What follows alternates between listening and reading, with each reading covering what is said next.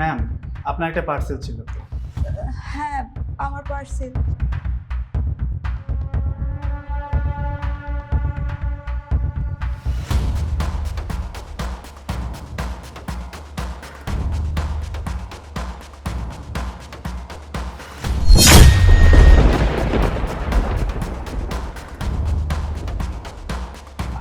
Madam, আমি মনে হয় ভুল ঠিকানায় চলে আসছি। এই পার্সেলটা কোনোভাবে আপনার না।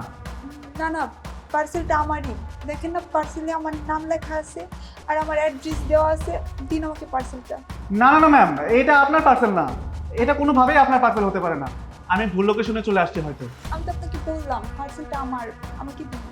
না ম্যাম, এটা কোনোভাবেই আপনার পার্সেল না। আপনি তো পার্সেল নিয়ে আসার আগে আমাকে কল দিয়ে আসছেন। দেন, এটা আমার পার্সেল।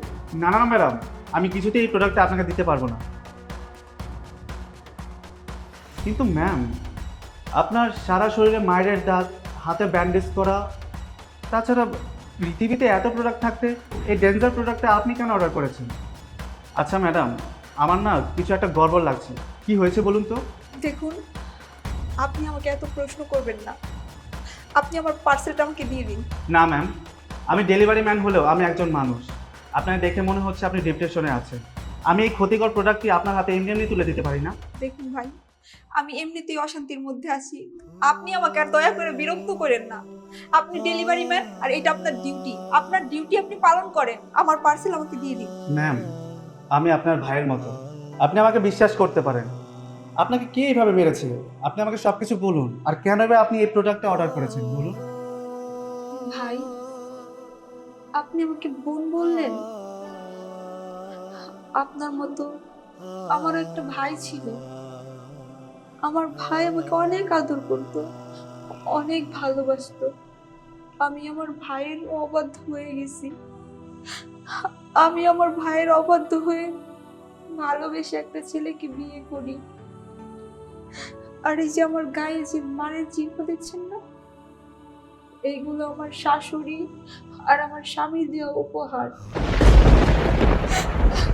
আমি আমার শাশুড়ি আর স্বামীর অত্যাচার সহ্য করতে না পেরে আমি এই প্রোডাক্ট অর্ডার দিছি। কি বলছেন ম্যাম? আপনার স্বামী আর আপনার শাশুড়ি মিলে আপনার এই অবস্থা করেছে, আর তার জন্য আপনি এই প্রোডাক্ট অর্ডার করেছেন? ম্যাম, আপনি জানেন এই প্রোডাক্টটা সেবন করলে আপনার কত বড় ক্ষতি হতে পারে? হ্যাঁ ভাই, আমি সব জেনে বুঝে এই প্রোডাক্টটা অর্ডার করেছি। কি? আপনি সব জেনে বুঝে এই প্রোডাক্ট অর্ডার করেছেন? হ্যাঁ, আমি আর বেঁচে থাকতে চাই না। আমি বেঁচে থেকে কি বা করবো বলেন? আমার শাশুড়ি, আমার স্বামী আমাকে প্রতিনিয়ত অত্যাচার করে, আমাকে মারধর করে। আমি এইসব আর সহ্য করতে পারতেছি না। তাই আমি এই প্রোডাক্টটা অর্ডার করেছি। এটা খেয়ে আমি মুক্তি পেতে চাই। কিন্তু ম্যাম, আপনি চাইলেই তো আপনার বাবা বাড়িতে চলে যেতে পারতেন। আমি চাইলেই আমার বাবার বাড়িতে যেতে পারবো না। সেই মুখ তো আমি আর রাখিনি। আমি আমার ভাইয়ের অবাধ্য হয়ে ওকে ভালোবেসে বিয়ে করছিলাম, আর সেইটার ফল আমি হাড়ে হাড়ে টের পাচ্ছি। আমি আমার বাবার বাড়িতে যেতে পারবো না। আচ্ছা, যাই হোক ভাই, আপনি আমার প্রোডাক্ট আমাকে দিয়ে দিন। না ম্যাম, আমি জেনে বুঝে এই প্রোডাক্টটা আমি কোনোভাবেই আপনাকে দিতে পারবো না। আপনি আমার প্রোডাক্ট আমাকে দিয়ে দিন। না ম্যাম, দিয়ে দিন বলছি।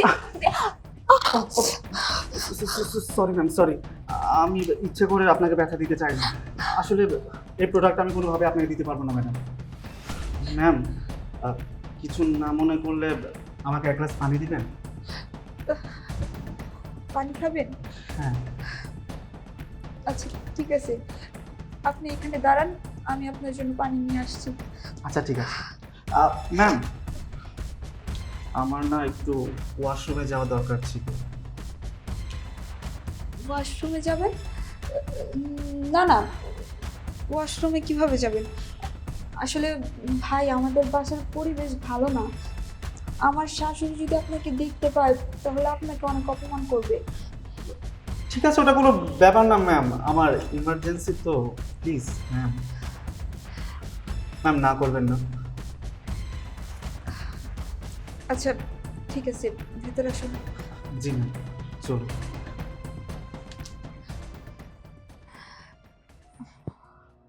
ভাই, এই যে পানি।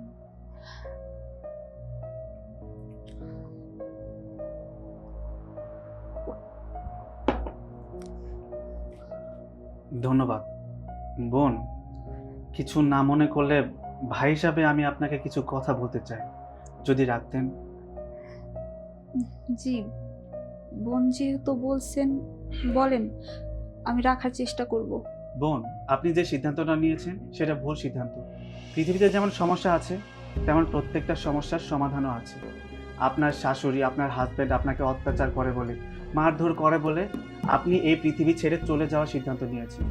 আপনি এই প্রোডাক্টটা অর্ডার করেছেন, এই প্রোডাক্টটা সেবন করে আপনি এই পৃথিবী থেকে চলে যাবেন। কিন্তু বোন, এটা তো ভুল সিদ্ধান্ত। আপনাকে বেঁচে থাকতে হবে, আপনার একটা সুন্দর ভবিষ্যৎ পড়ে আছে। আপনি নিজের জন্য না বাঁচুন, আপনার পরিবার আছে, আপনার আত্মীয় স্বজন আছে, তাদের জন্য বেঁচে থাকতে হবে। মরে যাওয়াটাই সব সমস্যার সমাধান না।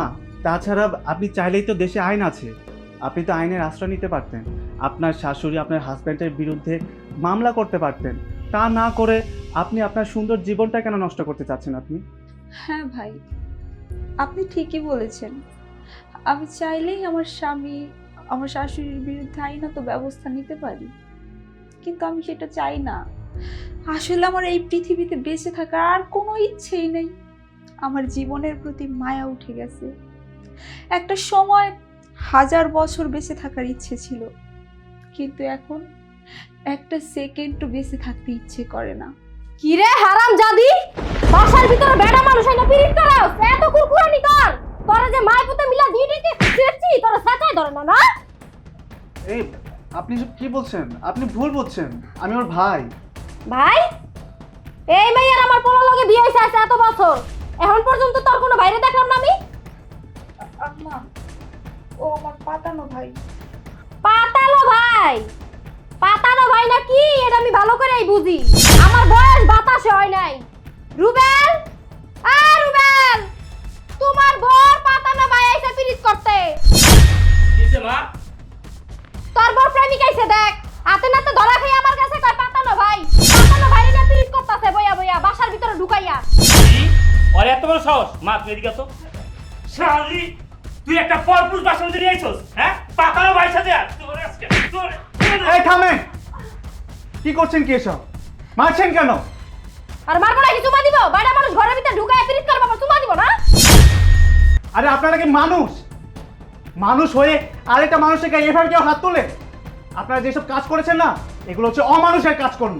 আপনাদের অন্যায় অত্যাচার সহ্য করতে না পেরে উনি কি সিদ্ধান্ত নিয়েছেন জানেন? কি সিদ্ধান্ত নিছিস? এই দেখুন। ইস, হ্যাঁ, এটা উনি অর্ডার করেছেন। আজকে উনাকে বোন ডেকে সব সত্য ঘটনা যদি না জানতাম, তাহলে তো উনি একটা দুর্ঘটনা ঘটিয়ে ফেলতেন।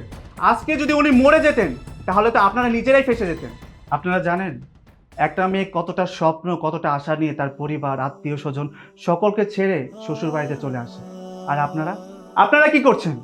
আপনারা ওনাকে মারছেন, তার উপর অন্যায় অত্যাচার করছেন। আর আপনি না ওনাকে ভালোবেসে বিয়ে করেছেন? আপনি ওনাকে ভালোবেসে বিয়ে করা সত্ত্বেও ওনার ওপর অত্যাচার করছেন। আরে উনি তো ওনার পরিবার, আত্মীয় স্বজন সবাইকে ছেড়ে চলে আসছে। কোথায় আপনি ওনাকে ভালোবাসা দিয়ে আগলিয়ে রাখবেন? তা না করে আপনি ওনাকে ভালোবাসার এই উপহার দিয়েছেন। আপনারা কি মানুষ? আজকে যদি উনি এটা সেবন করে পৃথিবী ছেড়ে চলে যেতেন, তাহলে কি হতো? আরে আপনাদের তো কোনো ক্ষতি হতো না, যা ক্ষতি হবার ওনার পরিবারের হতো। আর আপনার যদি ওনার সাথে সংসার করতে নাই মন চায়, ওনাকে ভালোই না লাগে, তাহলে ওনাকে ছেড়ে দিতেন। ওনাকে এভাবে মারধর করার কি দরকার ছিল? উনি তো ভালোবেসে বিয়ে করে ওনার পুরস্কার পেয়েই গেছেন। আসলে আমার পোলায় ওরে ভালোবেসে বিয়ে করছে, আর ওর বাপের বাড়ি থেকে কিছুই লই আহে নাই। আমার একমাত্র পোলা। আমি চিন্তা ভাবনা করছি যখন বিয়ে করামো ওর শ্বশুর বাড়ি থেকে অনেক কিছু পাবো, কিন্তু এই মেয়ের বিয়ে করার পরে শুনি এই মেয়ের আত্মীয় স্বজন কেউই নেই।